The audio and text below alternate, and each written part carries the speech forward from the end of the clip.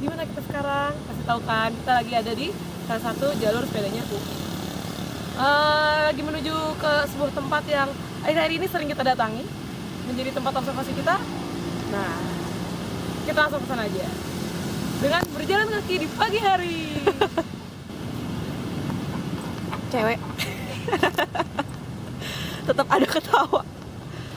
Jangan ketawa, kita harus lebih serius. Wah, ini dia nih, ada pengunjung-pengunjung rusa di pagi hari. Ada anak-anak kecil. Enak ya, dari kecil harus sudah dikenali sama binatang biar lebih sayang.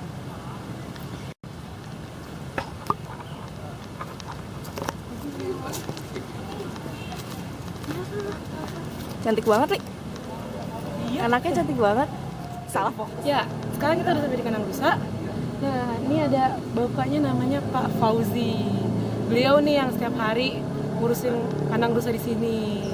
Jadi ibaratnya Pak Fauzi ini punya 18 anak. Karena di sini ada 18 rusa. Yuk, langsung masuk aja kali ya. Kita minta izin dulu kali ya buat masuk ke dalam. Tidak panjangan ini. Bismillah. Iya, Pak Fauzi. Mau masuk? Ya. Pagi, Pak. Gimana nih Pak Fauzi? Setelah kemarin kita bersih-bersih di sana. Ada cukup ngebantu nggak nih Pak? Coba cukup-cukupnya kayak cukup. Pak. Pak nih. Pak, kita langsung masuk ke dalam ya Pak ya? Cuman mau bikin video aja sih Pak, biar lebih dikenal lagi. Pak Fauzi biar jadi terkenal. Iyalah, bentar. Oke, bisa Pak. Ya. Nah, mungkin kemarin teman-teman tahu ada yang namanya, saya sempat bilang terhabituasi. Nah, ini contohnya terhabituasi. Ketika ada orang di sini, mereka semua nyamperin. Nah, ini salah satu rusa yang full alert sama kita nih. Jadi dia benar-benar waspada, mereka benar-benar tahu bahwa ada kehadiran makhluk lain di sini. Hai.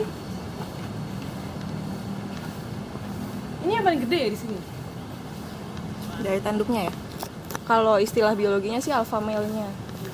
Nah, ini kemungkinan alpha male nih, pemimpin dari kelompok rusa ini. Kalau istilah biologinya, kebetulan saya bukan anak biologi banget, jadi maaf ya kalau ada salah-salah kata di biologi. Nah, alpha male ini dia pemimpin kelompoknya nih, jadi dia boleh mengawini semua rusa betina yang ada di sini gitu. Tapi kalau ada apa-apa harus dia duluan juga yang paling maju. Nah, mungkin karena itu kali ya, dia yang naik ke sini sampai ngedeketin kita dibandingkan dengan rusa-rusa yang lain. Terhabituasi sekali ya. Terhabituasi sekali ya. Oke. Ya.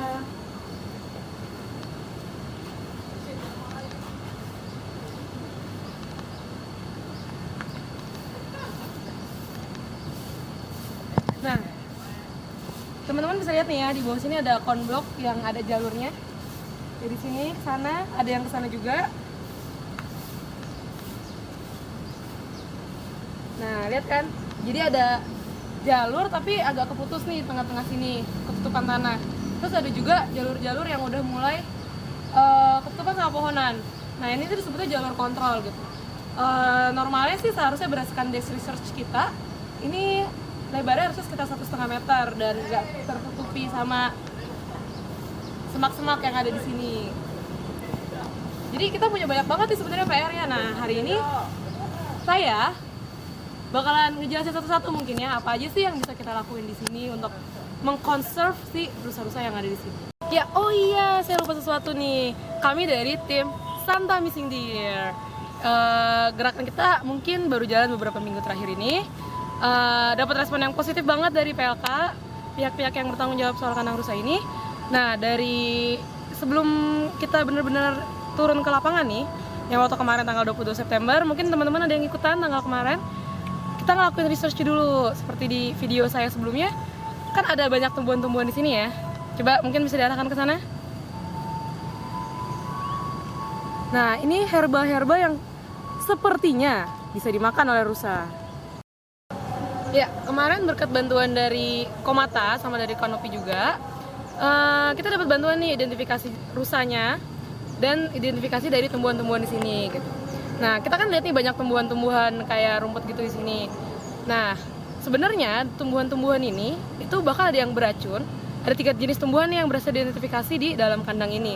Ada yang beracun bahkan buat si rusa-rusa ini, jadi mereka nggak mau makan itu gitu. Mereka secara alamiah mereka tahu kalau mereka makan itu berbahaya gitu. Jadi mereka nggak ada yang mau makan tumbuhan itu. Terus yang kedua, ada tumbuhan-tumbuhan yang baunya tuh menyengat gitu. Nah, karena bau yang menyengat ini, mereka juga nggak mau dekat-dekat ke tumbuhan itu. Dan tumbuhan yang berduri dan berambut. Nah, rusa ini adalah hewan yang tidak memakan tumbuhan yang berduri dan berambut ini. Nah, karena kita lihat banyak kan tumbuhan-tumbuhan yang di sebelah sana. Dan hipotesis kita awalnya, kenapa sih rusa ini nggak mau ke sana? Mungkin karena ada tumbuhan-tumbuhan ini gitu kan, bau-bau yang menyengat di sana. Jadi mereka juga nggak mau ke sana gitu. Akhirnya mereka juga terpusat di terkonsentrasi di daerah ini.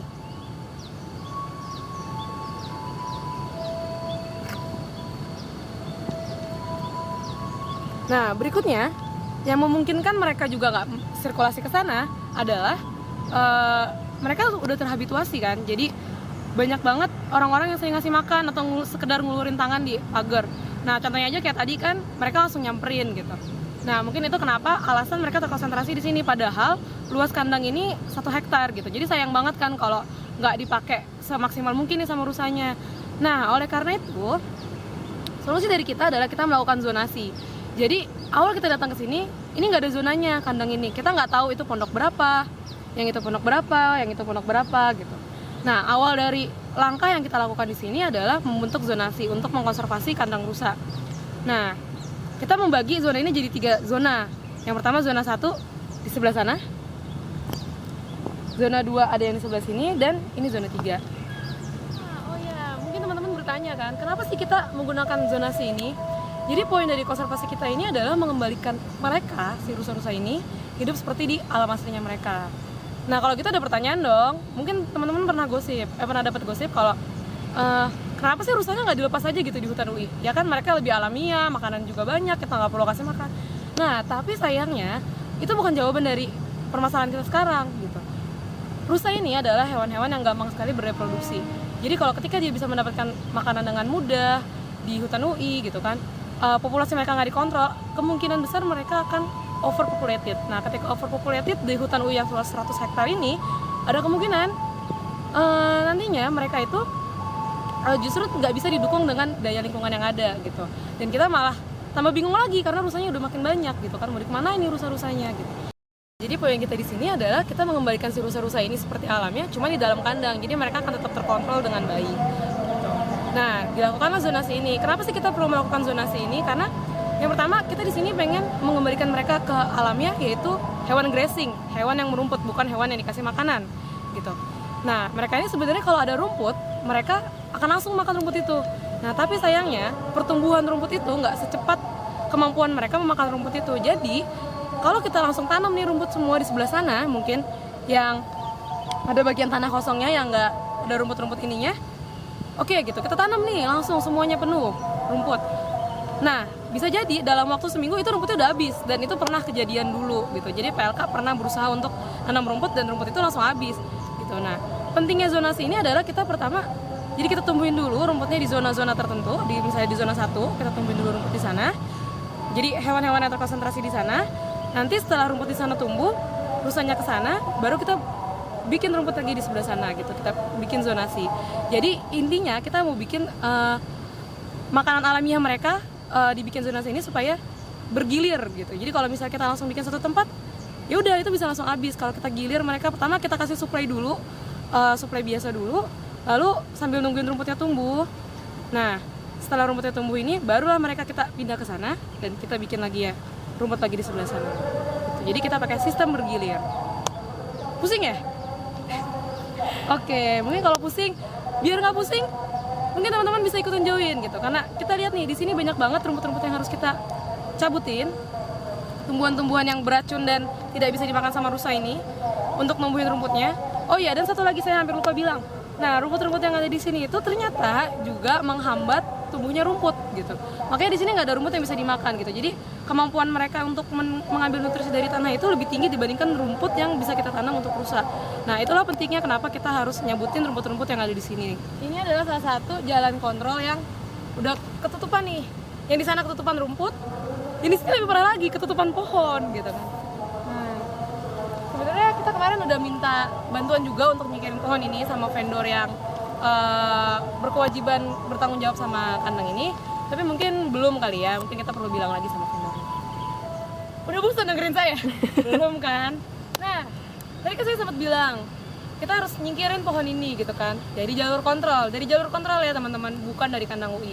Nah, kenapa sih kita nggak nyingkirin aja nih pohonnya, kita taruh aja deh di hutan gitu kan, kita singkirin. Nah, ternyata berdasarkan salah satu anak biologi yang ada di tim kita, rusa itu perlu pohon-pohon seperti ini untuk meranggah dari tanduknya dia gitu, untuk merangsang pertumbuhan tanduknya dia. Nah, itu juga alasan kenapa rusa di sini, mungkin kalau teman-teman kadang-kadang suka lihat, suka mengadu tanduknya. Nah, itu bukan artinya dia selalu berantem gitu sama rusa yang lain gitu. Bukan selalu itu artinya, itu bisa aja dia emang lagi pengen merangsang pertumbuhan tanduknya. Baik, selamat datang di zona 1. Nah, ini ada zona pertama yang kemarin kita bersihkan nih gitu kan, dari rumput-rumput liar gitu yang bukan makanannya si rusa. Nah, kita nggak bersihin di sini. Kenapa sih ini kayak kelihatannya kan jadi gersang kan? Jadi kenapa sih rumputnya dicabut-cabutin gitu kan? Nah, ini adalah usaha kita supaya kita bisa nanam lagi rumput di sini. Karena walaupun daerah ini terlihat gersang, tapi kita punya secercah harapan kawan-kawan di zona 1 ini. Apa sih harapan itu? Kemarin kita sempat berpikir saking invasifnya tumbuhan-tumbuhan yang bukan makanan rusa ini, dan mereka tuh agresif banget sama nutrisi-nutrisi yang ada di dalam tanah. Kita kayaknya nggak mungkin nih untuk nanam rumput di sini gitu, nanam rumput alami di sini. Nah, ternyata hasil bersih-bersih kita kemarin, rumput-rumput yang udah kita cabutin, di antara rumput-rumput yang tidak bisa dimakan sama rusa itu, kita menemukan rumput yang ternyata bisa dimakan sama rusa. Oke, kita bisa kesini. Nah, ini dia agak tertimbun gitu. Nah, ini contohnya ada rumput. Nah, ini adalah harapan-harapan kita. Kenapa sih di zona ini ternyata ada juga nih rumput-rumput yang bisa dimakan gitu? Karena pertama, rusanya tidak kemari, dan kita merasa bahwa zona ini sangat potensial untuk dijadikan zona pertama yang akan ditumbuhi rumput oleh kita gitu.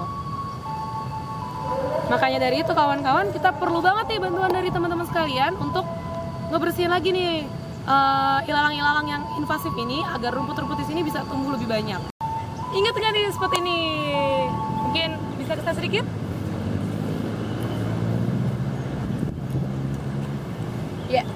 Ya, ini adalah spot pertama kita waktu kemarin kita bikin video, di mana saya menemukan sampah-sampah domestik dari mulai gelas, mangkok, Indomie, bahkan bungkus Nutrijel gitu kan, ada di sini. Nah, ini spot yang kemarin kita bersihin. Terima kasih banget nih sama teman-teman yang udah volunteer, bahkan ada dari luar loh ikutan volunteer, masa anak UI nggak ikutan. Nah, itu, dan oh iya juga terima kasih sama vendornya nih yang kemarin bela-belain hari Minggu datang ke sini untuk membantuin kita gitu kan. Nah, akhirnya kita udah ngebersihin nih sampah-sampah di sini. Mungkin masih banyak karena kemarin kita 11 orang gitu kan. Masih banyak nih sisa-sisanya, tapi ini udah termasuk yang progresif banget loh. Lihat ya paving blocknya.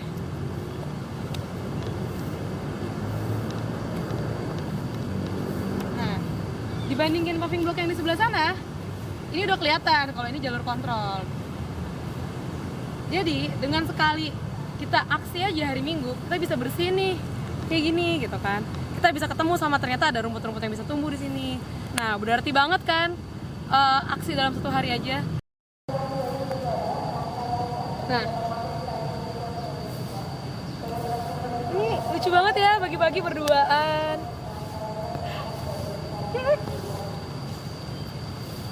Kayaknya mau kawin ya? Apa enggak? Bisa jadi.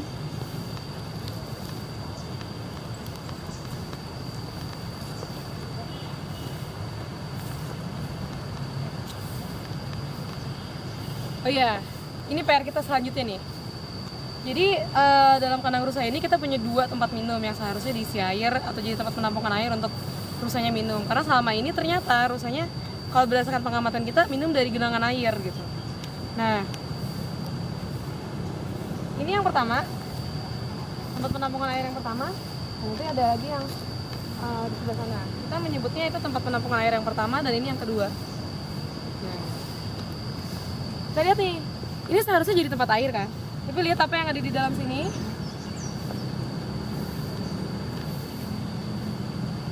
malah tumbuh rumput-rumput liar nih, ya kan. Dan mungkin bisa lebih mendekat sedikit Ibu Puspita. Ya, di dalamnya ada tanahnya. Makanya kenapa rumput ini bisa sampai tumbuh. Nah, ini adalah PR kita selanjutnya adalah untuk membersihkan tempat minum ini. Gimana caranya supaya rusa-rusa itu bisa minum di sini gitu. Rumput-rumputnya kita cabutin, tanah-tanahnya kita keluarin gitu. Jadi supaya ya mereka bisa minum dari tempat yang appropriate untuk mereka. Ada sih airnya. Ada. Nah, ini adalah sumber air nih karena pompanya dicolong kan. Nah, ternyata juga untungnya di sini masih ada sumur.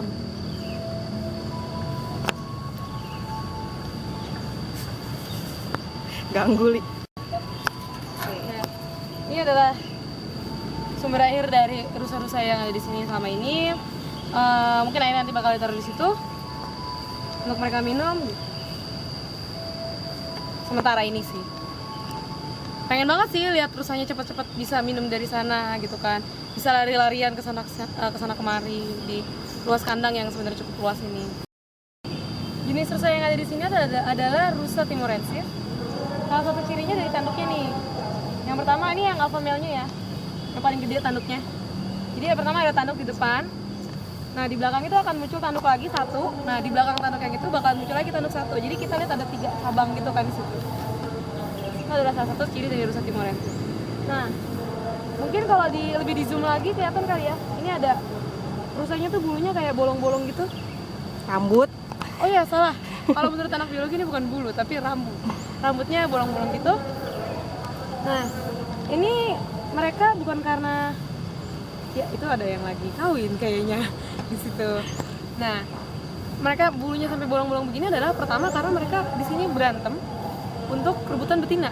Gitu. Jadi kalau kita lihat bulu jantan, ini termasuk yang jantan lihat. Nah, itu ada yang pitak-pitak gitu kan rambutnya. Nah, mereka rebutan betina. Jadi salah satu PR lainnya adalah ternyata di kandang ini proporsi antara betina dan jantan itu nggak proporsional. Di sini ada terhabituasi sekali ya. Nah, kelihatan nggak bulu-bulunya, rambutnya? Oh, mungkin yang di belakang tuh. Tapi itu cewek. Ini nih.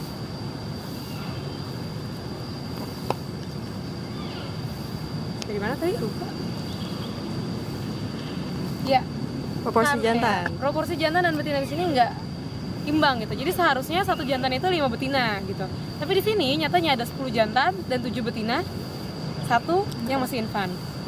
Nah, jadi kan gak imbang banget nih. Makanya di sini rusanya sampai luka-luka begitu. Bukan dia luka karena dilukain orang ya, atau ada makhluk lain yang jadi predator dia di sini gitu. Jadi mereka totally safe di sini. Rambut-rambutnya apa? Ada bolong-bolongnya. Ini dari alpha male. Pemimpin di sini. Pria pujaan wanita-wanita di sini. Tapi harusnya lebih berisi lagi ya. Makan lebih banyak. Panggil lagi dong Li. Alfa. Alfa. Ini ngomongnya itu. Alfa. Pinter anak mama. Maaf ya, ini bukan anjing, ini rusa. Tapi siapa? Mungkin lo mau jelasin tanduknya nih lagi oke banget Li. Oh iya. Oh iya, ini nih salah satu dari ciri rusa timorensis. Mereka ada tanduknya. Yang pertama nih yang ke depan nih, satu, ya kan? Ini digaruk-garuk tanduk pakai kaki. Ya. Ini satu kan? Satu mencuat ke depan. Nah, lalu tanduk ini tumbuh nih ke belakang satu. Tumbuh lagi, nah terus di belakangnya tumbuh lagi satu. Jadi dia punya 3.